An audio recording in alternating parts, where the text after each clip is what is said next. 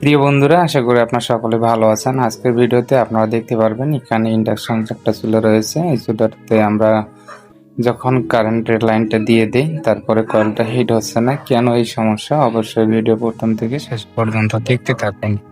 এই ভিডিও দেখলে আপনাদের বাসা বাড়িতে আপনারা নিজেরাই ইন্ডাকশন চুলাগুলো নিজেরাই ঠিক করতে পারবেন।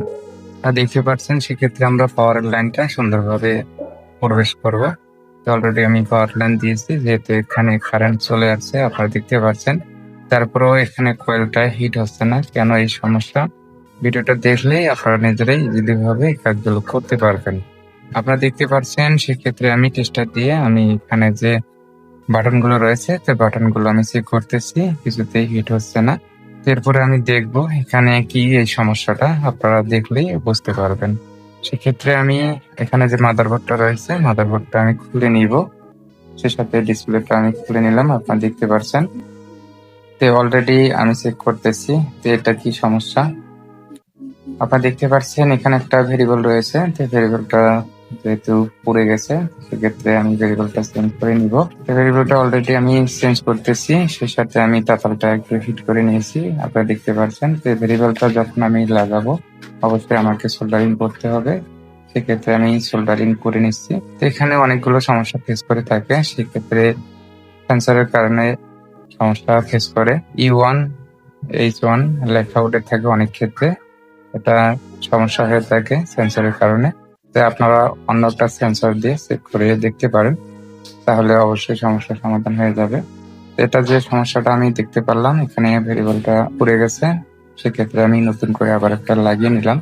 তো আপনাদের আমি সাজেস্ট করব, আপনারা যখন যে সার্কিটটাই চেঞ্জ করবেন অবশ্যই নাম্বারটা মিলিয়ে সেই সার্কিটটা লাগিয়ে নেবেন, এতে করে কোনো প্রকার সমস্যা হবে না, ইজিলি ভাবে কাজগুলো হয়ে যাবে। আপনারা দেখতে পাচ্ছেন অলরেডি আমি সুন্দরভাবে এখানে লাগিয়ে নিয়েছি।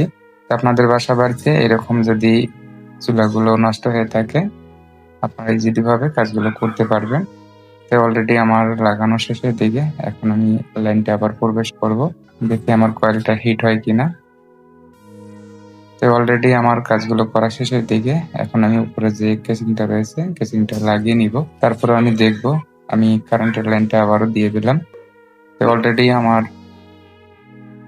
কাজ করতেছে, কয়েলটা হিট হয়ে যাচ্ছে, আপনারা দেখতে পাচ্ছেন। এইভাবে আপনাদের বাসা বাড়িতে যখন কাজগুলো করবেন অবশ্যই সতর্কতা অবলম্বন করে কাজগুলো করে নেবেন। আপনারা দেখতে পাচ্ছেন অলরেডি হিট হয়ে গেছে, তো কিছুক্ষণের মধ্যেই লাল আলো চলে আসবে। আপনারা দেখতে পাচ্ছেন অলরেডি আমাদের কয়েলটা হিট হয়ে গেছে। তো এখানে যে সমস্যাটা ফেস করছে সেই সাথে আমরা একটা রেজিস্ট্যান্স একটা চেঞ্জ করে দিলাম, আর যে ভেরিয়েবলটা রয়েছে সেটা আমরা চেঞ্জ করে দিলাম। তো এটাই মূলত সমস্যা ছিল। তো আপনারা যখন কাজগুলো করবেন অবশ্যই লাইনটা অফ করে কাজগুলো করবেন। আপনারা দেখতে পাচ্ছেন আমাদের যে কয়েলটা সুন্দরভাবে লাল হয়ে গেছে, তো এখানে আর কোনো প্রকার সমস্যা নেই। অলরেডি আমাদের কাজগুলো সম্পূর্ণ করা শেষের দিকে, তো কয়েলটা সুন্দরভাবে হিট হয়েছে। তো আপনারা এইভাবে কাজগুলো করে নেবেন। এই ভিডিও যদি আপনাদের ভালো লাগে অবশ্যই লাইক, কমেন্ট, শেয়ার, সাবস্ক্রাইব করে সাথেই থাকবেন এরকম ভিডিও পাওয়ার জন্য। সেক্ষেত্রে আমি চেষ্টা দিয়ে বাটনগুলো সুন্দরভাবে একটার পর একটা সেট করতেছি। আমাদের ডিসপ্লের মধ্যে নাম্বারগুলো ভেসে উঠছে, আপনারা দেখতে পাচ্ছেন। তো এখন আমাদের কাজগুলো করা শেষের দিকে, তো উপরে যে কেসিংটা সুন্দরভাবে আমরা লাগিয়ে নিব। আর যখন কেসিংটা বসাবেন অবশ্যই সঠিকভাবে বসাতে হবে। তো আপনারা এইভাবে কাজগুলো করে নেবেন। তো অলরেডি আমার কেসিংটা বসা শেষের দিকে, এখন আমি নাটগুলো লাগিয়ে নিব।